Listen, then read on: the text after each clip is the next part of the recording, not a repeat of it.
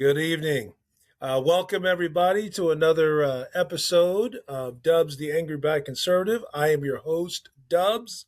And yes, I'm smiling today because I just kind of got yelled at. I was just chatting with a guy about the Carmelo Anthony thing, and I figured I would hop on real quick, give you a quick take on this whole thing. And I'm going to get a little preachy here, so I apologize before we get into it. So here's the deal: we have an issue in the black community. The issue in the black community is that we are very, very passionate people, which is an awesome situation for us. We love passionately. We fight passionately. We feel passionately about whatever those things are that we are feeling for. Um, issue is that passion translates, I think, to a lot of anger, and in the black community, we have a tendency to react emotionally. And so I want to start this off, and I don't know anything about the families. I'm not going to start delving into the personalities and such, because I don't think that's really relevant. I think what it is, it's the Carmelo Anthony situation is a symptom of an ongoing problem in the black community. And here's the deal: this whole if you touch me, I can hook off on you. If you say the wrong thing to me, I can hook off on you. I can hook off on you on anything. And I know I'm an old man. We don't say hook off anymore. When I was a kid, we used to say we would slide somebody. But the bottom line here is that we have a tendency of reacting with violence. We have the incidence of violence in the black community, which I've gone over before. I'm not going to beat the dead horse about it right now. But the violence in the black community is astonishing. And that violence translates to, we are the community in this country that does per capita the most crime. We have the most rape, we have the most sexual assault, we have the most physical assault, we have the most murder per capita. We beat everybody, and it's not good to be number one in that. All right. Um, the problem with that is that we're number one, and people say, well, white people murder white people, more than everybody else, in number, but percentage wise, we got them beat. And also, the problem is that we don't just do it with black folks; we do it with all the folks. So we have the biggest impact with violence against white people, certainly against Asian people, and I'm not going to get into that because that's a pet peeve of mine. Because I think we're more often than not, uh, black people tend to be the bigger people in physically in the place, and so are our women.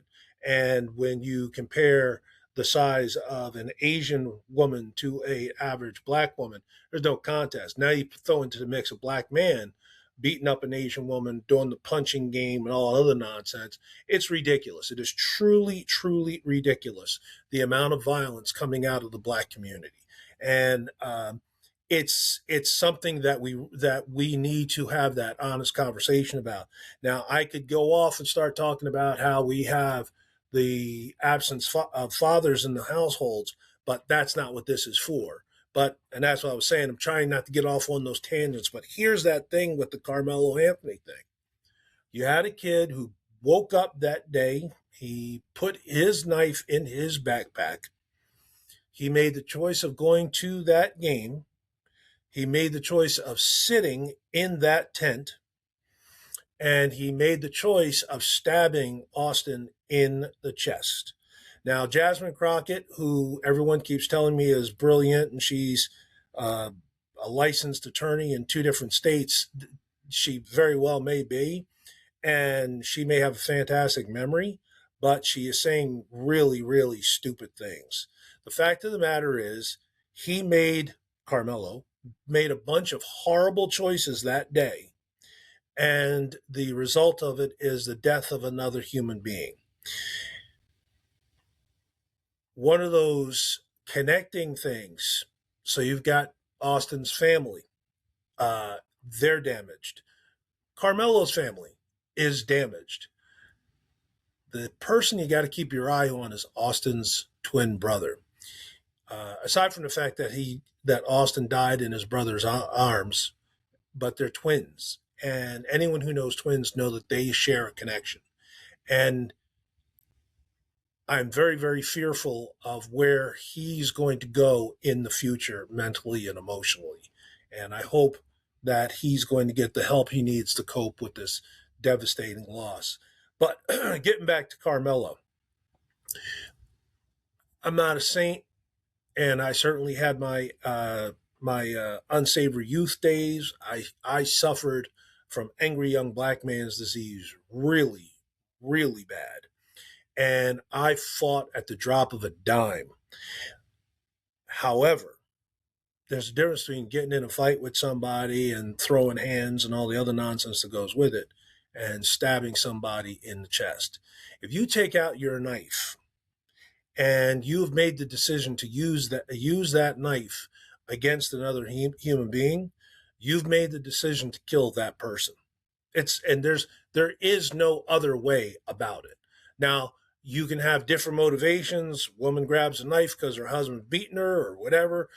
I get it. And at that point, she's got the self-defense thing, because a woman cannot defend herself against a man without a weapon. It's just not going to happen, or it's not going to end well for her.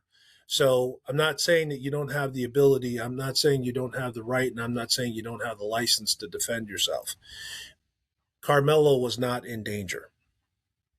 He certainly wasn't in danger of his life. What was going on is that he had that mentality that a lot of our young men have, that I can do whatever I want to do to you if I feel slighted, if you disrespect me. And how many of our young brothers are in jail or even dead because somebody disrespected them? And we need to get off of this thing. We need to get off of this thing real, real quick. The people who are blaming Austin for this, they're morons. There's no other way to say it. I'm keeping it clean. I would love to use other words. I'm not going to, but that's the situation. Carmelo woke up. He grabbed his knife. He put it in his bag. He went to the game. It started raining. He decided he was going to go sit in the opposing team's tent, which everyone knows you're not supposed to do. And then when Austin told him he had to leave, he said, make me leave, touch me, and see what finds out. Austin touched him. He took his knife out of his backpack, stabbed him in the chest. That's murder one. That's all there is to it. And it's unfortunate. It's a tragedy. There's no good whatever's out of this. The only thing that we could say that's going to be good that could possibly come from this is we show this to a bunch of our young brothers and use this as an example of making better decisions, thinking before you act. I'm just going to punch him in the head. Well, when you punch him in the head instead of stabbing him in the chest, he still has to fall. And if the person falls, their head hits the ground. And if their head hits the ground, what's the ground made of? What's on the ground? Is there a cinder block there? The guy cracks his head open on the cinder block, dies, or has permanent brain damage, gets paralyzed, all those kinds of things. And we need to talk about those things. We need to say things like this to our young brothers. Hey, listen, man, before you do X, let's think about that for about 10, 15 seconds. You're not in danger. Carmelo, at no point in time was his life in danger. It just wasn't. And all you people walking around saying, man, somebody put their hand on me, no, well, then you're a fool. You're an absolute fool. You can defend yourself. And I'm not above it. And listen, if my life is in jeopardy and the closest thing that I can find is a violin stand, you know what? I'm using that violin stand. But more often than not, your life is not in danger. More often than not, you can turn around and walk away. But you don't have to kill people over I was sitting in the tent and he told me to move and I didn't feel like moving. Well, that's fantastic. Now you got 35 years to think on that. If you get out in 17, you'll be a convicted felon. You'll have that on your record for the rest of your life. All your boys and all the people who said you did the right thing, are they going to be there in 17 years when you get out? If you get out, they're going to offer you the job. They're going to take care of you. They're going to pay for your toilet paper and your food. Yeah, probably not. Probably not. Is they going to find a woman who wants to marry that? It's going to be that much more difficult to get a job, start a business.